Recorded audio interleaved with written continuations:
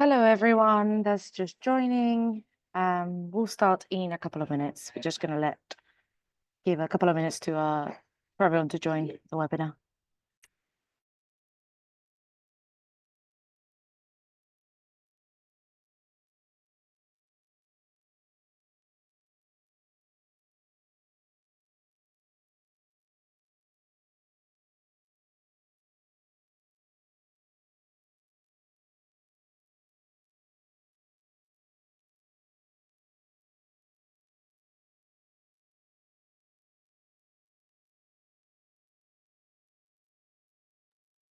Hi, for everyone that's just joined. We're just going to give it another minute and then we will get started with the presentation.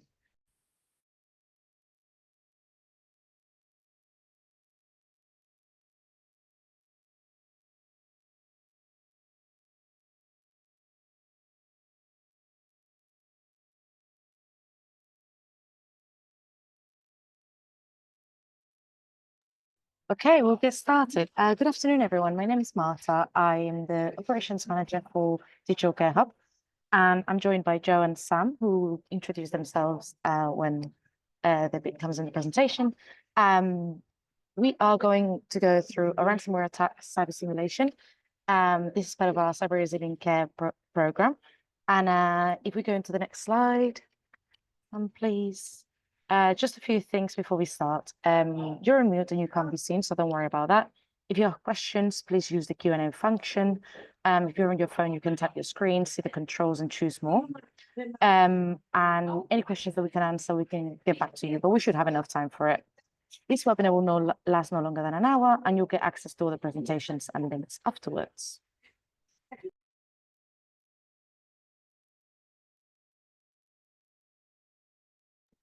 Thanks, Sam.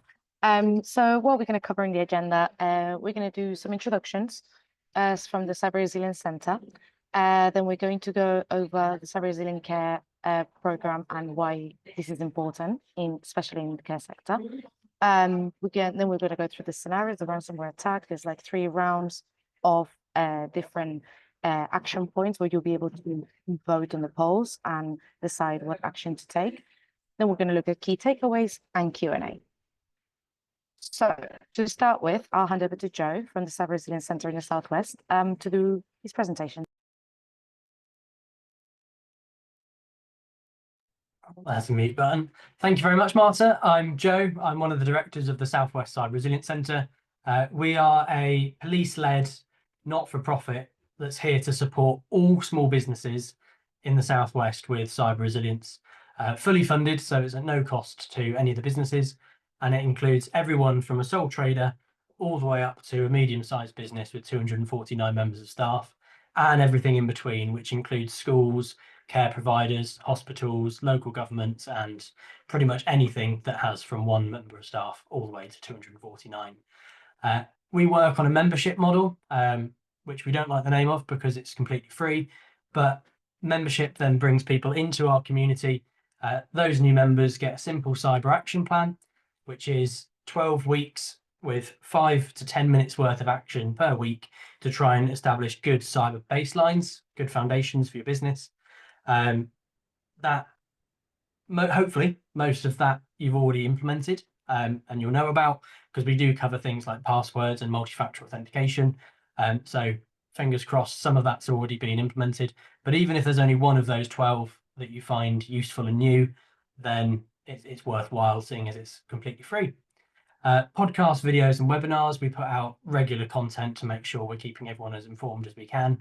And then primarily we've got our monthly newsletter and threat assessment, letting you know what's actually happening in the Southwest. We've got relationships with Action Fraud, which is the reporting mechanism for cybercrime, as well as insurance brokers and our community. So through our cyber partners, our Action Fraud policing colleagues and insurance brokers, we get a really good picture of what's happening in the Southwest, which businesses are being attacked, and how these attacks are being administered.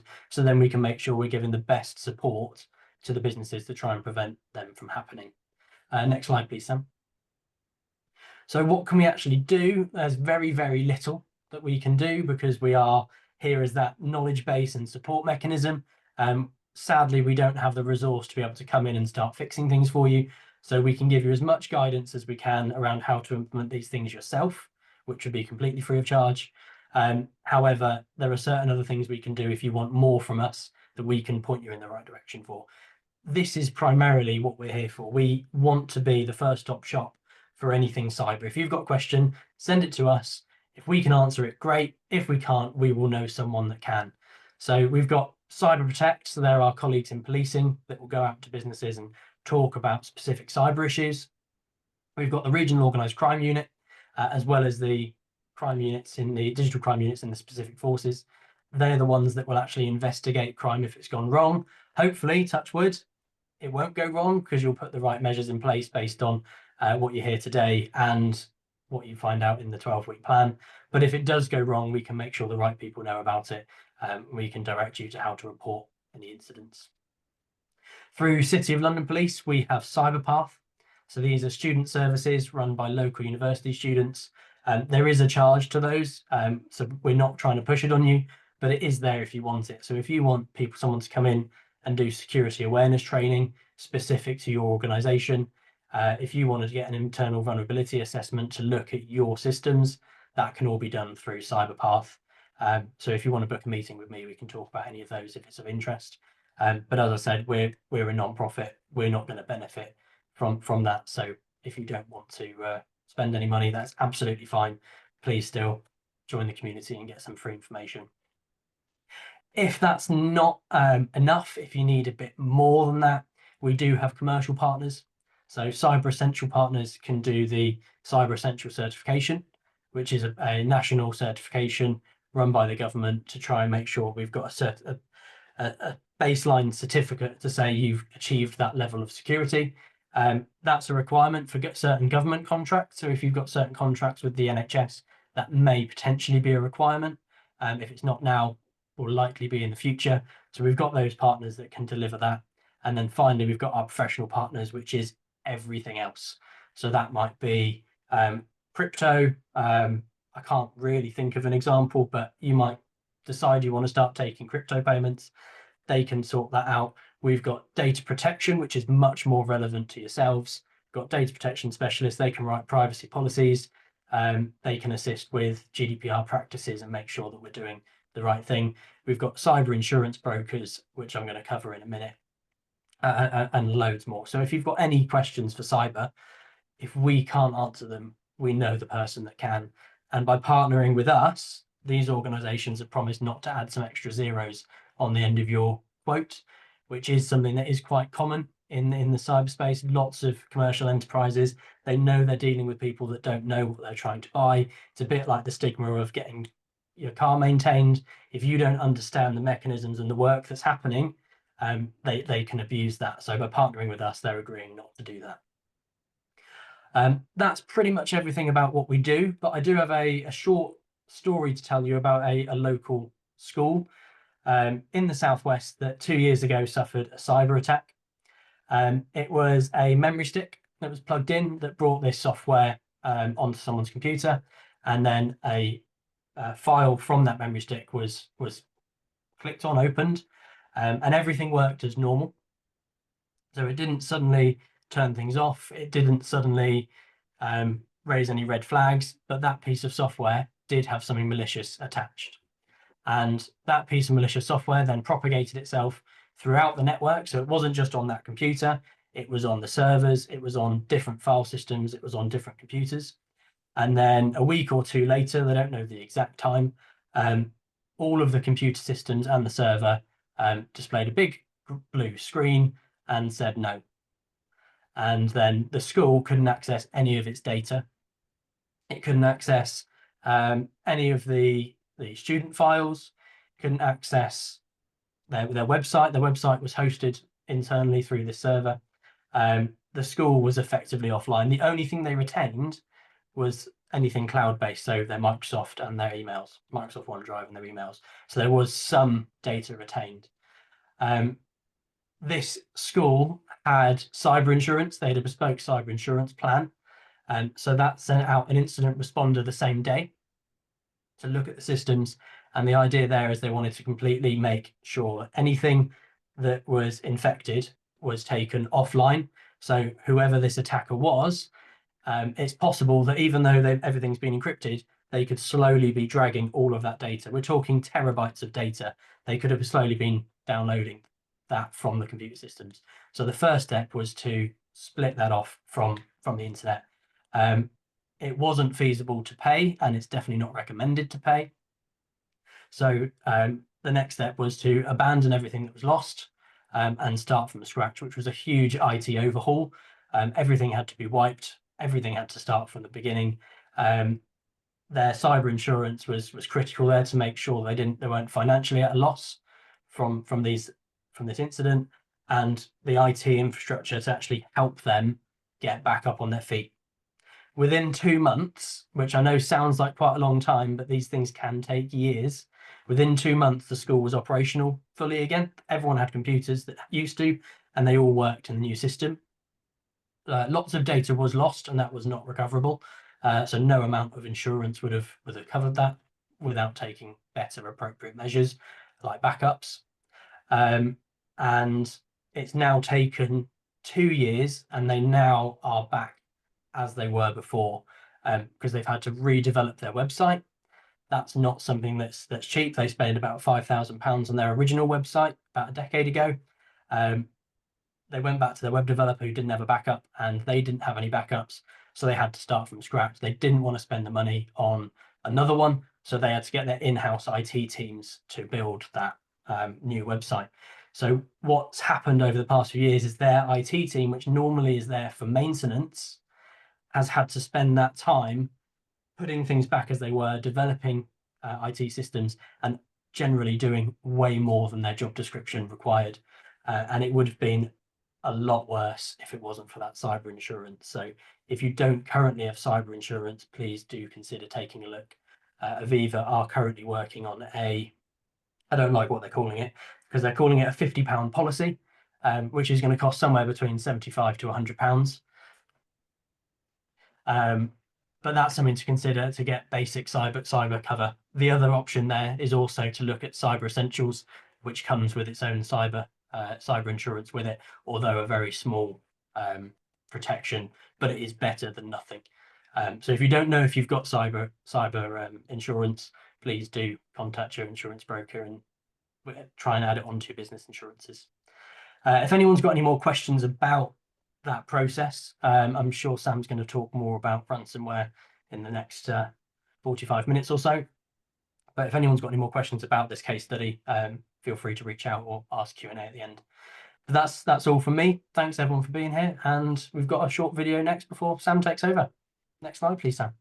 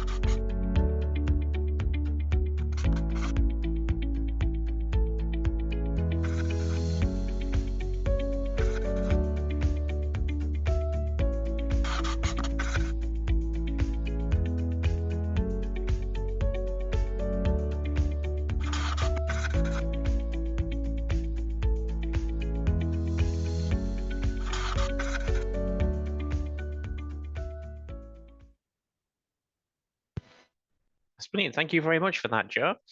Just to introduce myself, for those of you who might not know me, my name's Sam.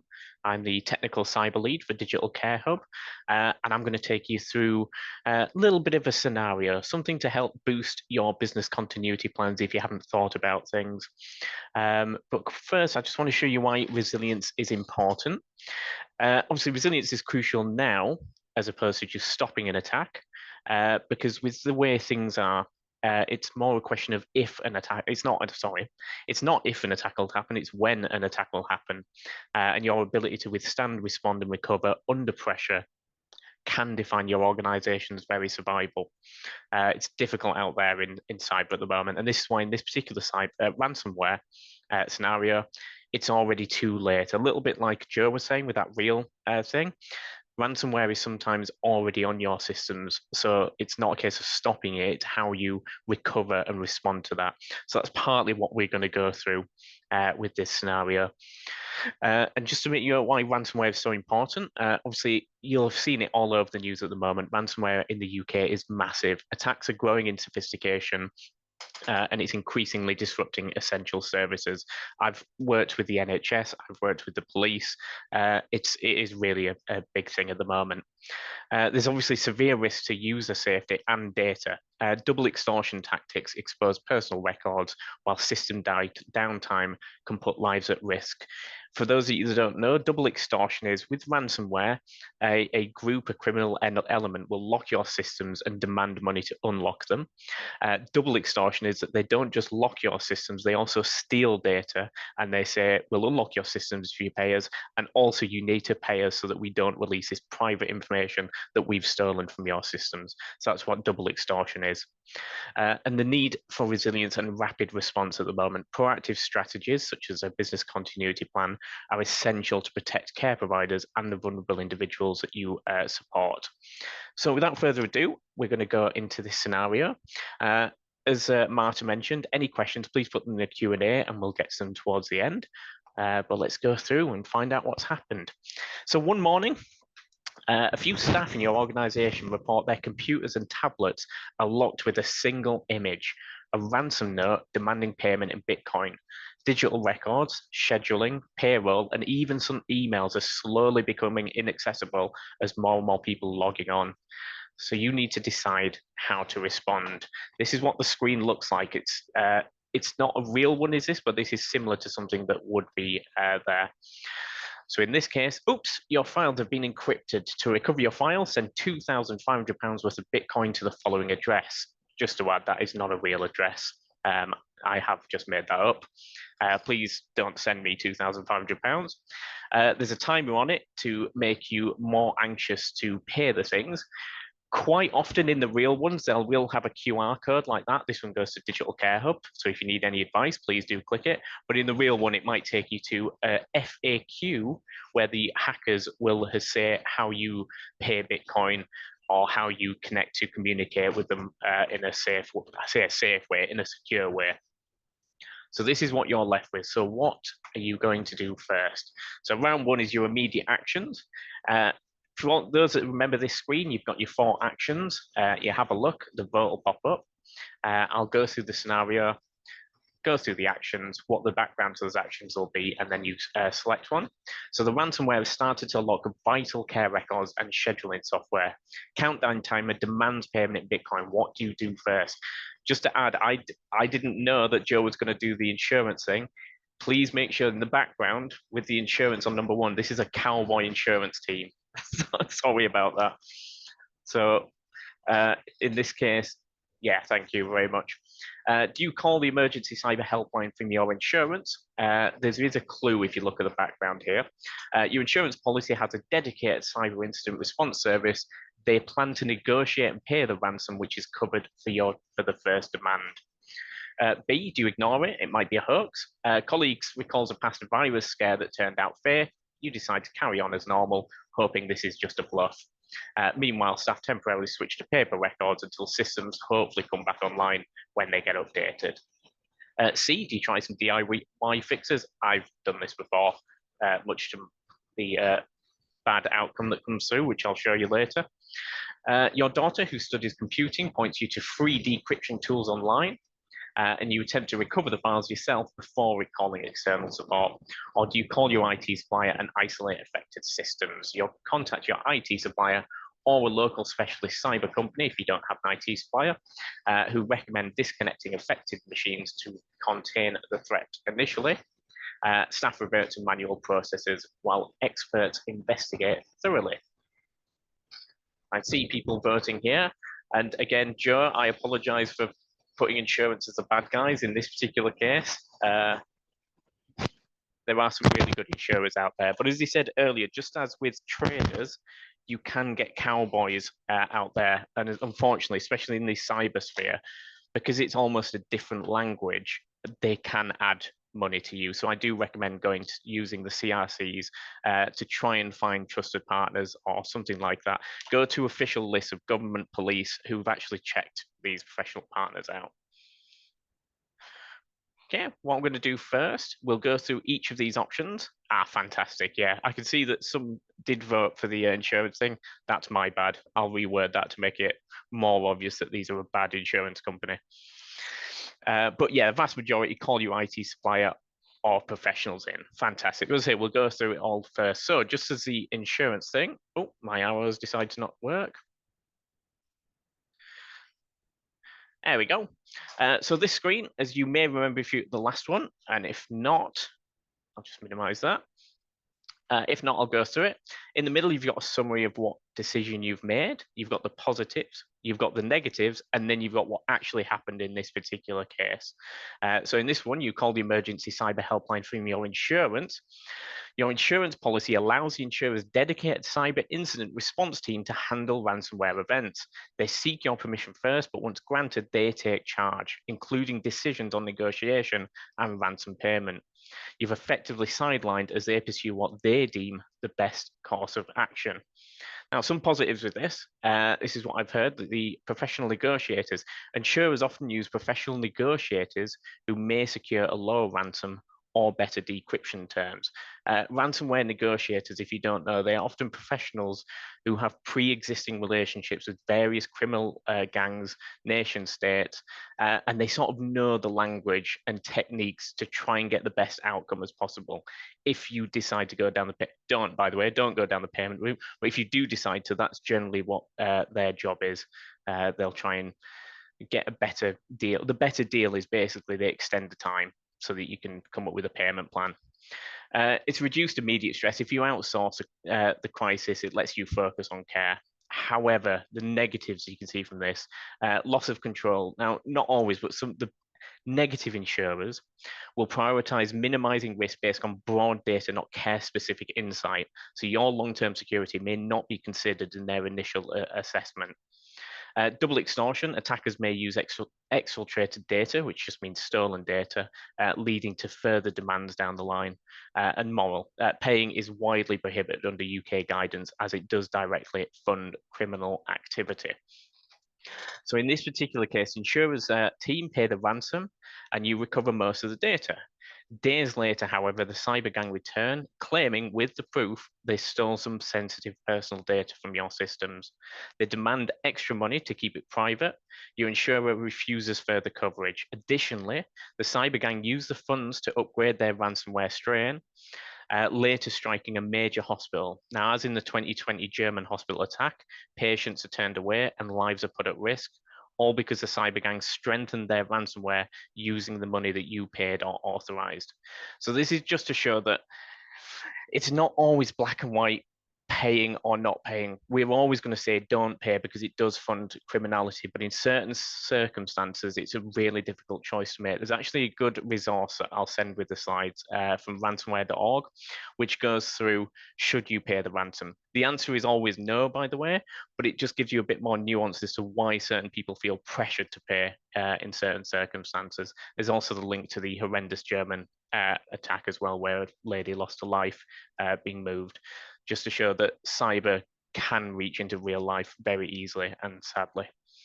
Well, we get the sad one out of the way and we'll move on to something else. Oh, once more, there we go. So ignore it. Do the ostrich. Just stick your head in the sand, pretend it's not real. Hopefully the updates will sort it out. So you downplay the ransom note and temporarily rely on paperback works, seeing it as a short-term fix until everything comes back through an automated update or a patch. This doesn't obviously address the underlying infection, and it allows the ransomware to keep encrypting data behind the scenes. A little bit as Joe says, quite often you'll get software like this that will be doing things that you can't see it's doing. So it'll keep spreading, keep on trying to damage more files, and then it'll suddenly like click on at a particular time. In this particular case, it does avoid immediate panic and overreaction. Staff continue working, albeit on paper, without major incident response, preventing fear and confusion from spreading unnecessarily. There's no immediate financial commitment. It delays costly decisions, such as hiring external experts, paying the ransom itself, or paying for emergency system restoration. If you ignore it, initial costs are low. We all know that that's a horrendous thing to do because it is going to balloon, and continued encryption. These are the negatives. If real, the ransomware will spread every time a connected device is used. Late realization, by the time you confirm it's genuine, backups might also be infected. If you've got automatic backups, you do not want that ransomware to infect that. Most of them will have some sort of a protection if you have that set up. If not, you want to look at it in your business continuity plan. And that's why testing your backups regularly are good, and also sanitizing backups when you bring them through. Sanitizing just means basically doing an enhanced scan to make sure that they are safe when you bring your backups back online. And data theft, attackers could exfiltrate, steal records undetected while you stick your head in the sand. So obviously don't be an ostrich. That's what this is. You dismiss the ransom note as a bluff. Over the next 24 hours, all Vitam systems seize up. Staff can't access medication schedules on care user records, risking serious lapses in care. And the cyber gang then publishes samples of stolen data, proving it is no hoax. Your team scrambles under absolute crisis conditions, losing valuable time. So yeah, we all know, don't stick your head in the sand. See, DIY fixes. This is something I tried once with disastrous consequences because I thought I know a bit about cyber. It's not a good thing to try and do it on your own. So in this, after hearing about free decryption tools from your daughter, you tried to fix it yourself. Now this might work for older ransomware, but without expert oversight, you risk corrupting data, and the attackers might be watching. And if they detect interference, they could retaliate by stealing more data, raising their demands, or even launching a second attack. Corrupting data, this is what I managed to do when I tried it. The ransomware attack was just myself on myself to see how I could cope. It wasn't a criminal gang, and then I tried to decrypt it.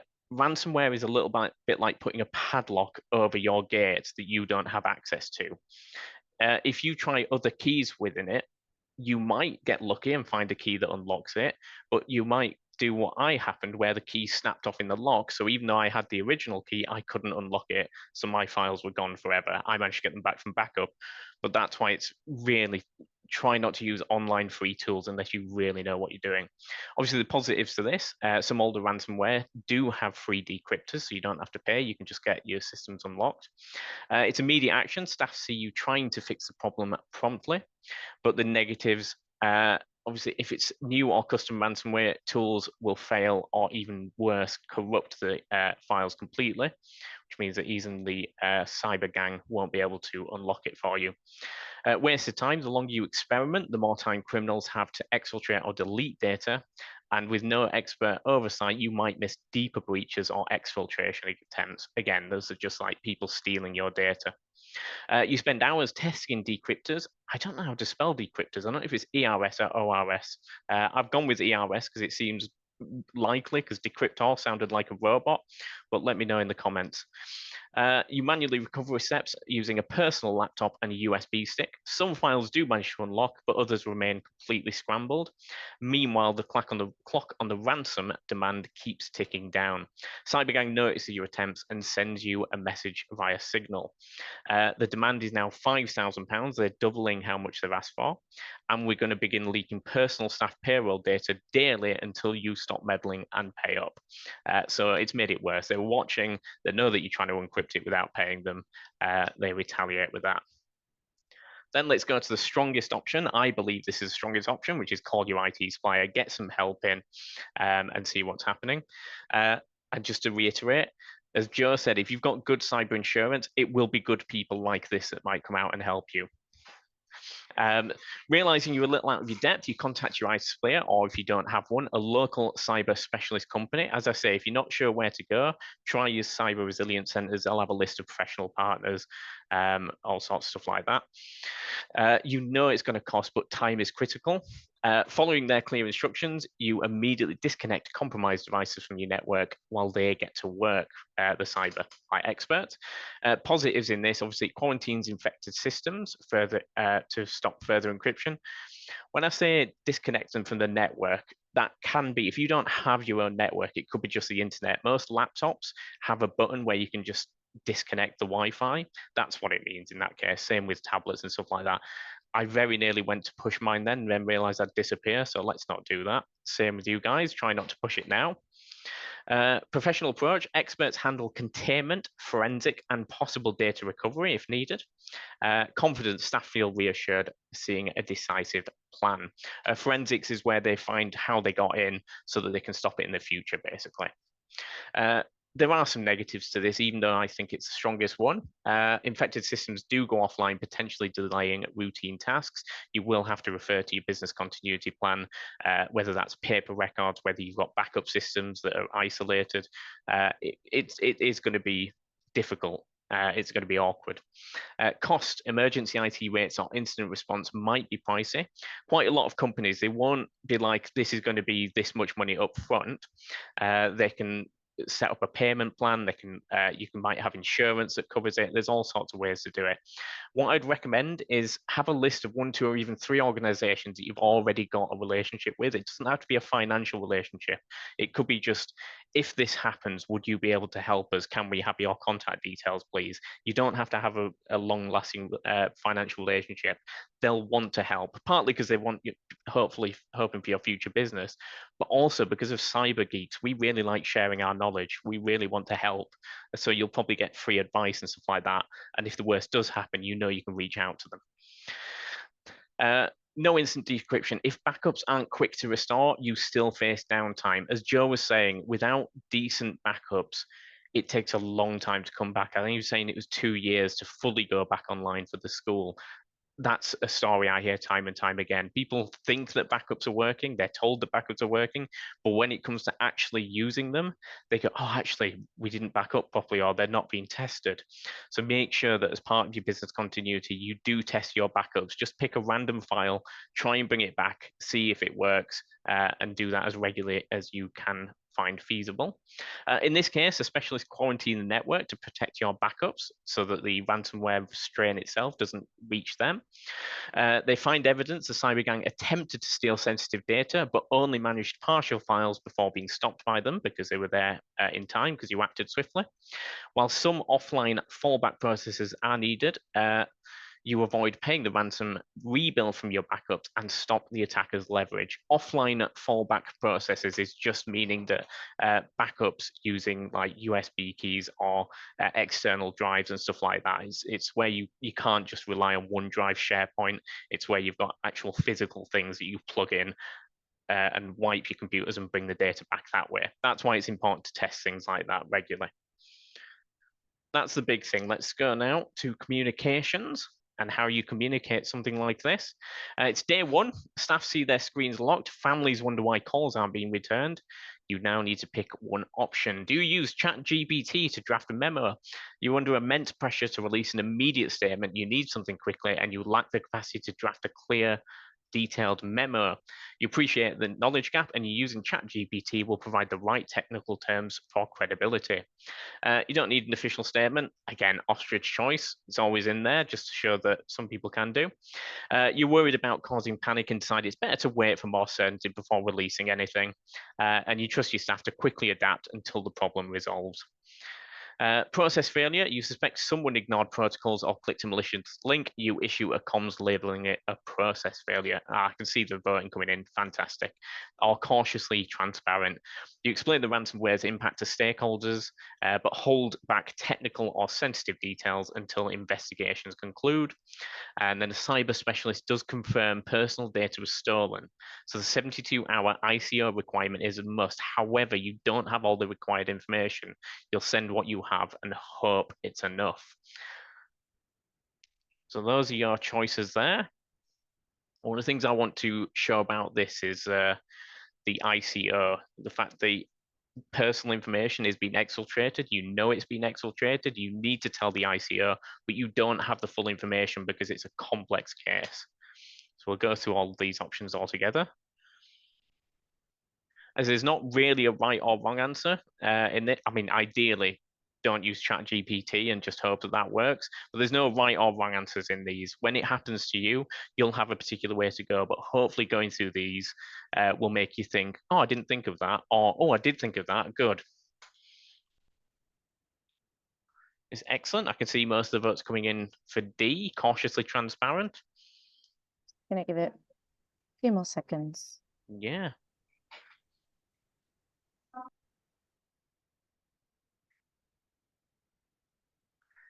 Again, this is why business continuity plan is important, because if something like this happens, if you are stressed and you're under pressure, it's really nice to have a checklist that you've pre-thought about and go, okay, let's make sure I do A, B, C, and you can do it like that. Excellent. Well, most of you picked D, cautiously transparent. That's fantastic. But as normal, I'll go through all the action options. So first of all, we'll try ChatGPT, see what happens with that. So under pressure to release an official update, you ask ChatGPT to draft your communication. However, you forget to specify that your audience is largely non-technical. So ChatGPT produced a tech-heavy explanation. I sometimes do this. Is why Marta in the team is amazing at turning my tech jargon into real English. So if you ever need anything, please let me know if I say something by accident. You deliver something quickly without spending hours writing it yourself. That's a positive. It might impress a handful of IT savvy staff who understand the terms. Obviously, the negative to this is non-technical staff and families are left confused, unsure of what has actually happened. The overall message sounds alarming, but doesn't offer simple steps or reassurance. Staff gossip and rumors spread since few people genuinely understand the memo's content. So you send the memo verbatim because it sounds good. ChatGPT did a good job. You say, this sounds professional, I'll do that. And although you've communicated, most people remain in the dark about the ransomware. Concerned staff suspect a massive breach because of the intense jargon. Families receive no clarity on whether personal data is safe, prompting anxious calls and further speculations. And just so this, I'll show you the kind of thing that happens. This is a real memo that I had it write up. For a case of this. So as of yesterday, our facility detected a malicious infiltration exploiting Decryptor 3.0 to compromise the network symmetric encryption protocols. Horrific. The adversary is leveraged to a partial initialization vector mismatch in our AES 256 framework, resulting in a residual dwell time of approximately 17.4 hours. Absolute nightmare. During the interval, they executed an escalated privilege exploit via a zero-day buffer bypass.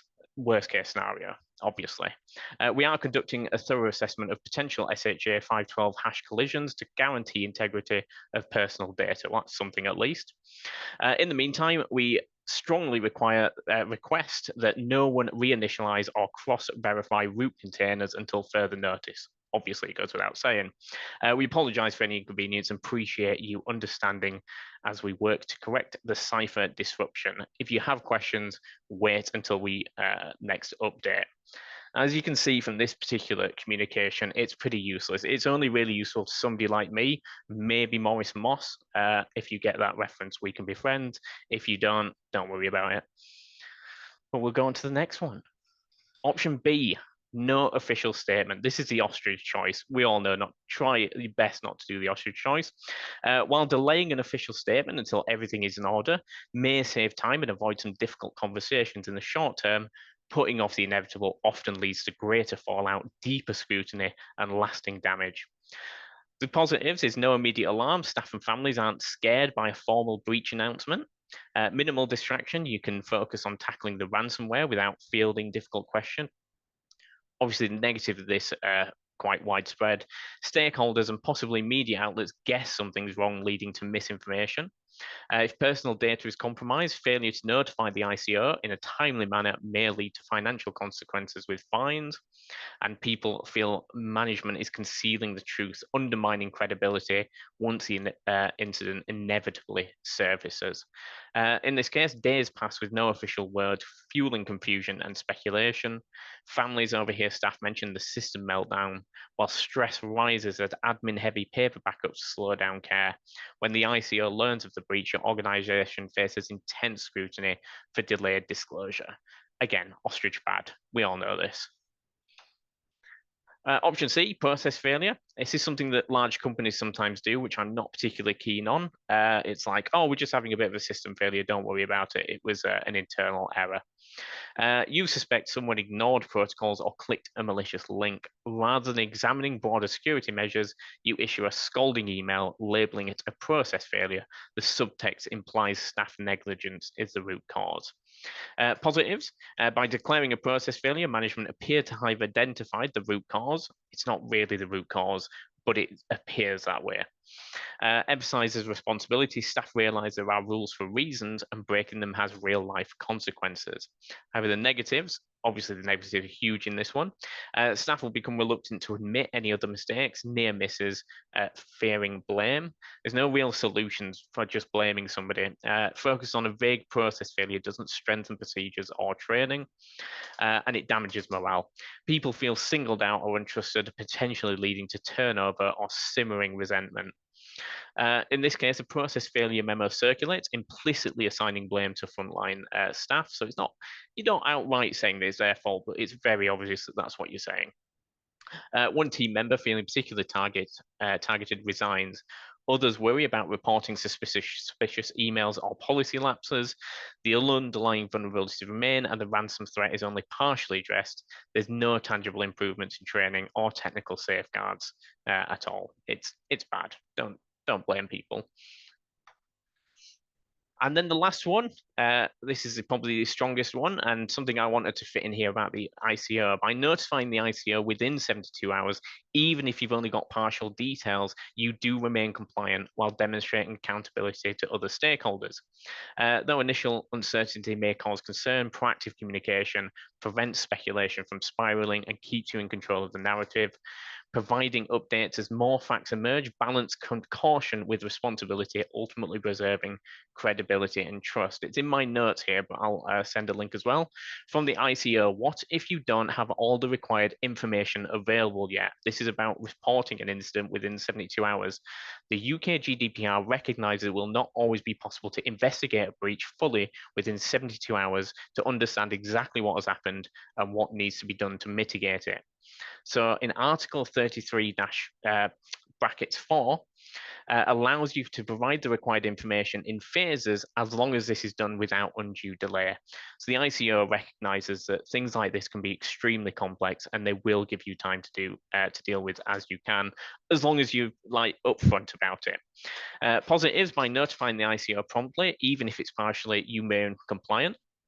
Honest communication. Staff, families, and regulators see that you're prioritizing transparency and staff welfare. And openness can calm speculation, demonstrating genuine concern for potential data misuse. Negatives, gathering enough evidence under tight deadlines is stressful, especially when you're trying to resource systems at the same time. As Joe was saying about the IT term, you might have an IT team that are helping, or you might be completely on your own, or you might have a trusted partner. Whatever it is, it will be stressful, unfortunately. That's part of it. Ongoing updates, you do need to provide more information as soon as it's available, and this will be time consuming because as well as doing the things, you also need to update the ICO and whoever else stakeholders you need to know what's happening. But in this case, you promptly inform the ICO that personal data was taken. Though you lack full clarity, the partial disclosure meets obligations.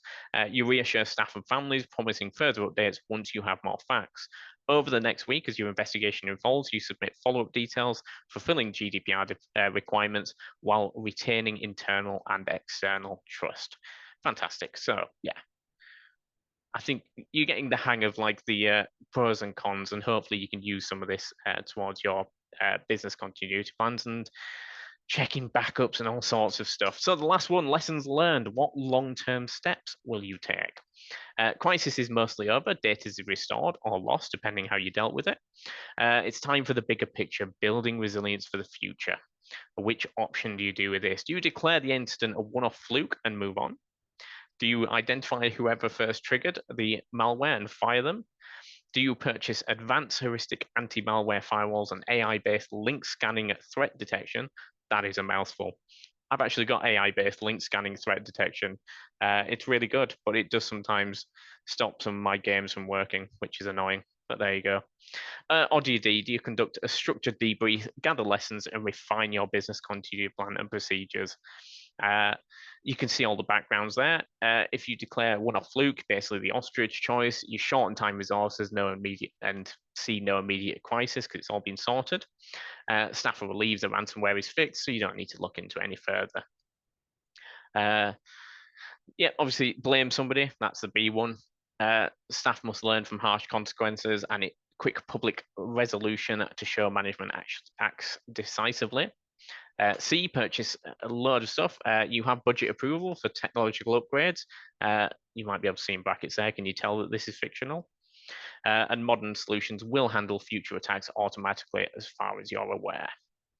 Let's see. I like the voting at the moment. It seems to be a little bit between C and D, and I like that. That's quite realistic. It's a bit of everything. That's the trouble with the balance things like this.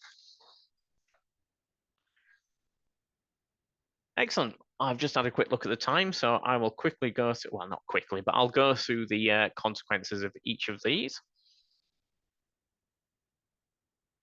There we go. So declare the incident a one-off fluke and move on. Ostrich, done, ostrich.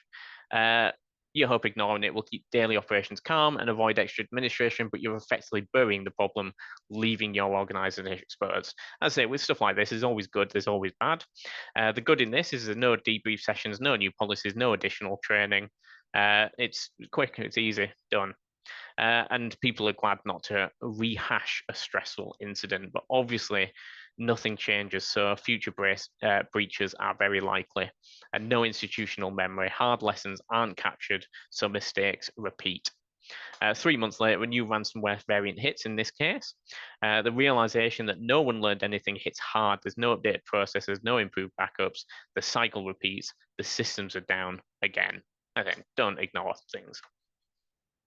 Option B, identify who did it. Blame staff, blame processes, keep passing the blame. You hope making an example out of someone will scare others into compliance, but ultimately you undermine honesty and hamper early warning reporting. You want a blameless culture as much as possible when it comes to cyber. The quicker you know things and the quicker you can act on it, the better it is. It's all about early investment of time and money is much better than trying to cope afterwards, after the fact. Immediate explanation, stakeholders appreciate you found the root cause. As I say, positives of blaming staff, and some staff will think twice before ignoring any security protocols. Negative culture of fear, obviously staff hide errors and near misses to avoid blame, and there's no real solution. Punishment alone doesn't improve training or fix any system policy gaps. In this one, sometime later, a senior staff member accidentally forgets to report a suspicious email. Their anxiety is so overwhelming that they quit on the spot. And slowly at first, more experienced staff follow. Eventually, your strict stance on mistakes leaves you struggling to stay afloat as you grapple with high turnover and an inexperienced workforce. If you come down too hard on staff, it just increases stress. It's a stressful job as it is, and you don't need to add to that. So try not to blame staff as much as possible. I know sometimes staff will make a mistake, and you do need to say you've made a mistake, but just think about it in the overall process. Option C, buy really expensive brand spanking new kit. We're really good. You're trying to arm your organization with top-notch defenses, but obviously without improved processes or staff awareness, confidence tricksters can still succeed. So positives, many phishing or malware attempts might be filtered out because you've got reduced threats coming through. And it does show commitment. Stakeholders see your organization learns quickly and plans decidedly. You're putting money where your mouth is. Negatives, human weaknesses remain. Social engineering, which is phone calls, impersonation, phishing, can bypass even the best tech. And it also gives a false sense of security. Throwing money at an issue without any investment of time rarely yields a good return of investment. If you just rely on money and no investment of time, it's not good. So in this particular case, a scammer phones reception claiming to be from Microsoft tech support. I remember these all the time when I worked at HSBC. They convinced the people-pleasing staff member to helpfully install TeamViewer to update their system. New hardware is useless against human nature wanting to help, and attackers can bypass it entirely.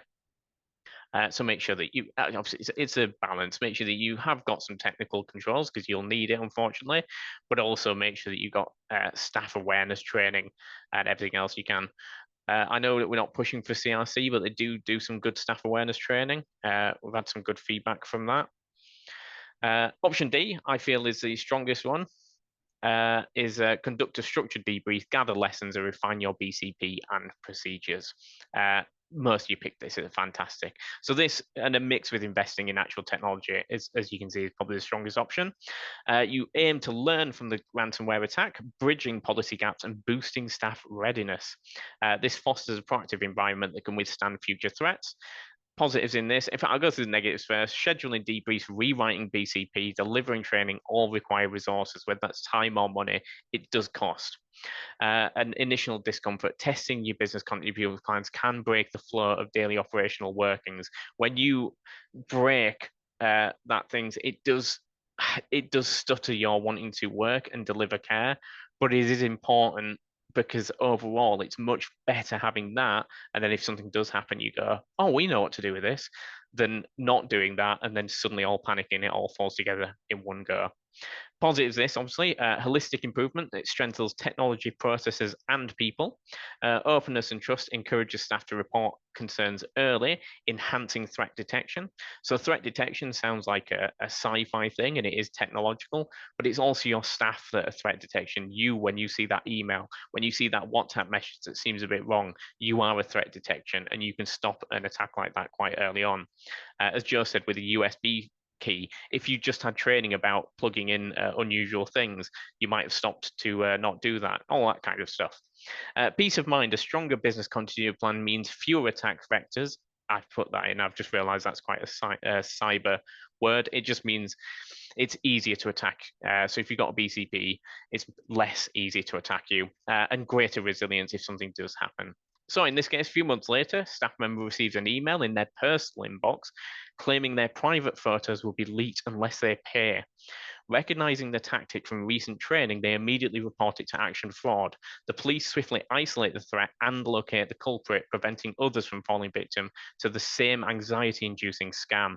Your commitment to continuous learning and an open culture strengthen both staff resilience and your organization's security. This is a big community thing that I'm trying to push at the moment. Cyber isn't just about your work. You all know that it happens at home as well, whether it's text messages, personal emails. There's some horrific scams going out there.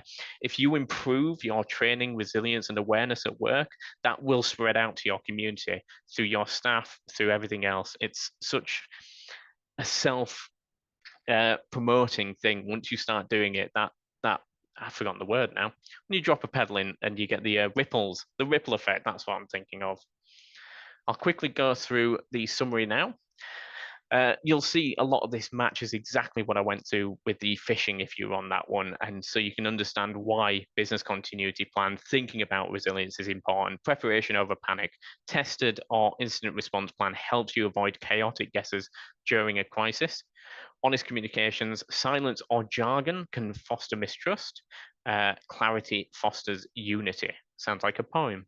It wasn't meant to be. Balance tech and culture. Fancy software won't help if staff are afraid to speak up or are poorly trained. Learn and improve. Even a bad incident can lead to better policies and stronger team if you do a proper review. Obviously, in a perfect world, we'd never face ransomware, but also in a perfect world, I'd have unlimited 0-calorie biscuits, and I don't. Reality doesn't quite match up, so try and be prepared. Lots of text there. I won't go through it because I know we've only got 5 minutes. I want to keep the Q&As if anybody wants. Don't panic, seek support, and stay curious. Just keep asking, how could this go wrong? You're an expert in your particular field, and that mindset can help you spot vulnerabilities well before an attacker does. Proactive thinking can be your best defense. So, looking at the time, I'll move on now to any questions. Thanks, Sam. Yes, we do have one question, and for everyone else, if you want to ask your questions now, please pop them in the Q&A and we'll answer them now. Whilst we answer the question, I'm just going to pop the feedback form. So if you just spend like 5 seconds filling in those 3 questions. But the question that we have is there a reason why you couldn't engage both your IT supplier and insurer to mitigate some of the cost implications? Yeah, that's absolutely great. As a part of open communication isn't just with your own staff and external like providers and stuff. It's exactly that with your insurer and an IT supplier can work together. Joe, you might have better insight on this with the sort of cyber specific insurance. Yeah, I mean the best thing if you've got an IT supplier, they're the ones that know the systems you've got in place. So when you ring the insurance, if the insurer that you already pay has incident response available to come in and support, and Sam's already mentioned we want to make sure we're selecting the right insurance provider. But if we've got that support and it is trusted and you've already paid for it, that's what we're paying the premium for. We want them to be able to come in and support. They won't be able to do that if they don't have access to your IT systems. So they need to be liaising with your current IT provider. Where you draw the line financially is probably you're going to find that your local IT supplier is going to have quite a large bill because it's a lot of additional work in a short period of time and it's around the clock. So the charge for the IT supplier to support in an incident response capacity will be quite large. So it's often a really good middle ground to get them on board to understand what's going on, but have the cyber insurance incident responder to do the 24/7 legwork because that's paid by the insurer, but you still get the best support. Thank you both. I hope that answered the question, but do pop another one if you want to. We do have another one. Are there options for a small business compared to big businesses that cover PCs and a lot of the cost? Olga, you're referring to insurance, like cyber insurance, is that it? So if that is in relation to the cyber insurance, that's something that's being worked on at the moment by Aviva with our £50 policy, which I hate the name of because it's not £50. They're trying to make it more suitable for smaller organizations. So the idea with that insurance is that it's only valid for organizations with 1 to 9 members of staff. And if you meet that criteria, you get pre-authenticated to have that insurance policy.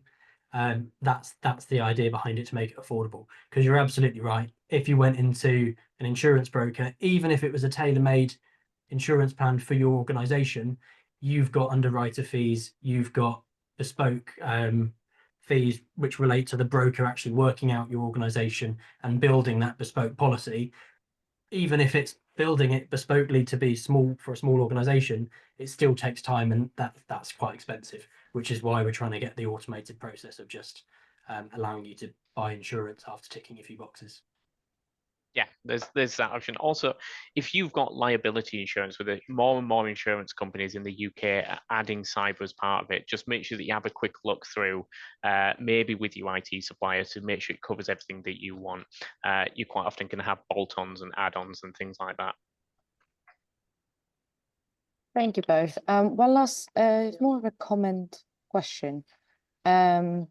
You should contact your cyber insurers in the first instance so that the vendors can be engaged. Yeah, so I think I know who that is. The idea there is we've got your cyber insurance being called right at the beginning because they will have their own pipeline to get those incident responders out. They may have IT suppliers that they can engage with. So if you contact your IT first and then wait a few days before you contact insurance, that's really valuable time that you're missing out on. So it's important to keep insurance in the loop early on, especially if you've already got it, if you've already paid for it. Bring them in at the first instance so they can work behind the scenes to support you. Absolutely, that's what they're there for. That's what you pay for. Right. Any more questions, anyone? We've got 1 minute. We started a minute late, so we can give it a couple of minutes. Take this opportunity to remind everyone again, if you haven't signed up to the CRC, please do consider doing so. You can do so at swcrc.police.uk/join-us, or if you ignore that last bit, there'll be loads of links. It's all free, and you can book a one-to-one with me or my team if you want to receive any more support. Thanks, Joe. I'll add the CRC link on our post-webinar email. We'll be sending slides and the recording as well, if it's not later today, tomorrow. So you get all of this. If you have any questions, you can contact us or the CRC as well. So I don't think there's any more questions. So thank you so much, everyone. Thanks, Sam and Joe, for your presentations. I hope you found this valuable. We'll probably be running more in the future of these, so stay up to date with us. But for now, I hope you have a lovely rest of your day. Thank you. Thanks, everyone. Good day, everyone. Bye.